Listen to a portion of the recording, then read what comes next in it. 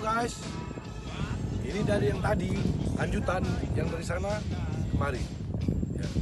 Inilah dia yang saya maksudkan tadi, bahwasanya kewenangan itu masih tumpang tindih antara pemerintahan kota, pemerintahan provinsi, dan pemerintahan pusat.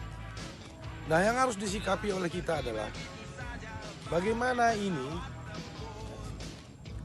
dapat menjadikan permanen dalam pelaksanaan. Tidak hanya seperti ini.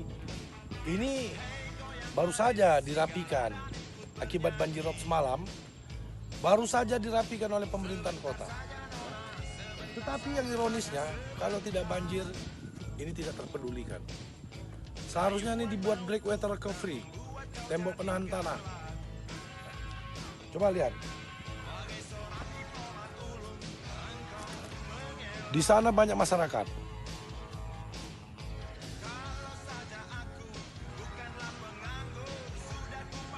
Ini namanya Kampung Nelayan Indah.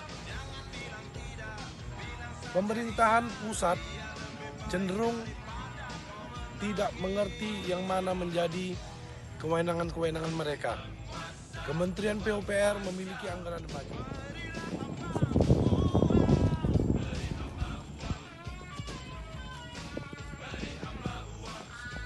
Bisa guys sadari gak? Ketika ini tergerus, hancur, disebabkan oleh rob, maka satu kampung nelayan indah ini akan tenggelam dan tergenang oleh air. Kampung nelayan indah ini dibangun oleh pemerintahan Kota Medan pada saat pemerintahan Bapak Bakhtiar Djapar, ya, yang mana program beliau terhadap masyarakat nelayan sangat luar biasa dengan membuat sebuah perkampungan nelayan yang dapat dimiliki kepemilikannya dengan berbiaya murah. Dan hari ini kita harus menata kembali kampung nelayan ini. Ya. Salah satunya dengan apa? Dengan memperbaiki banjir rob. Ini sampai ke daerah mana nih? Daerah Sungai Mati. Daerah Sungai Mati. Ini sampai ke daerah Sungai Mati dan sampai ke Belawan. Jadi anggarannya ini sebetulnya sangat spektakuler, dibutuhkan pembiayaan yang luar biasa. Namun pemerintahan pusat, mereka tidak akan tergerak apabila tidak ada desakan dari pemerintahan kota, pemerintahan provinsi terhadap apa yang menjadi kewenangan yang timpang tindih ini tadi. Pemerintahan kota ketika akan memasukkan anggaran ke sini, ini merupakan temuan oleh BPK nantinya, Badan Pemeriksa Keuangan. Karena apa? Karena ini bukan menjadi kewenangan mereka. Dalam penggunaan APBD, kita harus paham terhadap kewenangan-kewenangan yang bisa dimasukkan penganggaran di dalam sebuah penganggaran kabupaten ataupun kota ataupun provinsi dalam setiap kewenangannya. Nah, untuk itu, tanpa ada sinergisitas, tanpa ada kerjasama, dan tanpa ada bahu-membahu antara pemerintahan kota dan pemerintahan masyarakat dan pemerintahan daerah serta pemerintahan pusat, ini semua nggak akan terlaksana. Dan ini akan terus seperti ini sepanjang masa. Inilah yang saya maksudkan tadi adalah grand design. Grand design yang mana di dalam merencanakan pembangunan Medan Utara, ya, harus dibuat sebuah konsep terhadap Medan Utara, baik dari mulai Medan Daily, Medan Labuan, Medan Marelan, dan Medan Belawan. Kenapa? 430 tahun yang lalu, para saudagar-saudagar itu pintu masuknya tuh ya Belawan, ya di Medan Utara ini. Itu terbukti dengan adanya Masjid Kuning di daerah Labuhan. Jadi ini semua nggak ada salahnya kalau kita memberikan sedikit perhatian aja terhadap perkembangan kota Medan kita ini. Ya.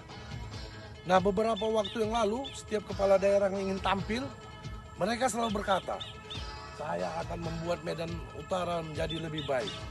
Saya akan membuat Medan Utara ini menjadi sebuah kota wisata. Tapi ketika mereka duduk, no way. Lalai semua guys, lalai. Nah, inilah yang harus kita lihat. di sini banyak juga masyarakat yang kurang beruntung. Tapi fasilitas-fasilitas layanan masyarakat seperti puskesmas, BPJS dan sebagainya itu masih sangat minim. Bahkan untuk pendidikan pun kita rasakan kurang. Karena apa? Tidak adanya kepedulian pemerintahan pusat, pemerintahan kota, dan pemerintahan daerah terhadap masyarakat. Saya sangat menyayangkan hal ini, guys. Walaupun kita hari ini berada di sebuah kota yang kita namakan megapolitan dan menuju Medan megapolitan besar, nol. Ya. Gunakan hati nuranimu, ya, gunakan pikiranmu untuk dapat membantu masyarakat dalam kewenangan dan kebijakan yang kamu miliki. Tidak semua orang mendapat kesempatan menjadi seorang kepala daerah. Mengabdilah kepada rakyat. Ya. Kalau memang ada sedikit rezeki-rezeki, itu sah-sah saja. Silakan saja. Tapi ingat, rezeki itu harus rezeki yang halal. Ya. Yang namanya jabatan politis itu ya sah saja. Jabatan politis itu, kalaupun ada rezeki-rezeki yang dapat secara politis itu sahkan aja. Tapi jangan memaksakan. Karena apa? Anda akan tersentuh dengan proses hukum. Jadi ya pintar-pintarlah dalam melakukan proses-proses pencarian rezeki. Saya bukan menyarankan bagaimana Anda harus korupsi. Tidak. Tetapi itu nggak akan terlepas daripada Anda. Ya. Itu nggak akan terlepas daripada kewenangan dan kebijakan Anda. Pintar-pintarlah Anda. Ya. Tapi yang penting Anda harus menyelamatkan rakyat. Anda harus membackup rakyat. Anda harus menuangkan sebuah grand design dalam pembangunan Medan Utara. Lakukan kontestasi. Berikan sayembara kepada seluruh insinyur-insinyur arsitek, insinyur-insinyur sipil atau siapapun yang kira-kira memiliki knowledge kok. Bagaimana how to make program follow money, ya, not money follow program. If you use a money follow program, my sons can do it. Kalau uang ada, baru program itu datang, anak saya pun bisa melakukan itu. Ya. Tapi kalau kita seorang yang memang intelektual dan orang yang mempunyai pemikiran cerdas, kita ciptakan dulu sebuah program. Kita ceritakan dulu sebuah program, kita ciptakan dulu sebuah program. Baru uanglah yang akan menyusul terhadap program kita. Itu yang sangat penting. Sekali lagi, dalam politik ini, kita akan menghadapi pemilihan kepala daerah, tepatnya di bulan 12 tahun 2020. Ya. Kenali siapa calon-calon Anda. Ya. Jangan yang datang hanya bawa wani piro. Yang datang kepada Anda jangan wani piro. Jangan Anda terlena terhadap segala macam bentuk-bentuk yang nggak jelas itu. Tapi kenali siapa yang kira-kira bakal Anda pilih. Khususnya bagi masyarakat Medan Utara. Ya. Anda sudah merasakan bagaimana pemilihan legislatif yang baru lalu. Mana semua calon-calon legislator yang kamu yang dudukkan itu? Kok tidak peduli terhadap banjir? Ini yang sangat disayangkan. Ya. Ada yang perwakilan pusat, ada yang perwakilan provinsi, ada yang perwakilan kota. Mana semua? Semua sudah nyaman duduk di belakang meja, pakai dasi, angkat kaki, ngisap rokok, minum teh, kopi. Hanya duduk datang diam.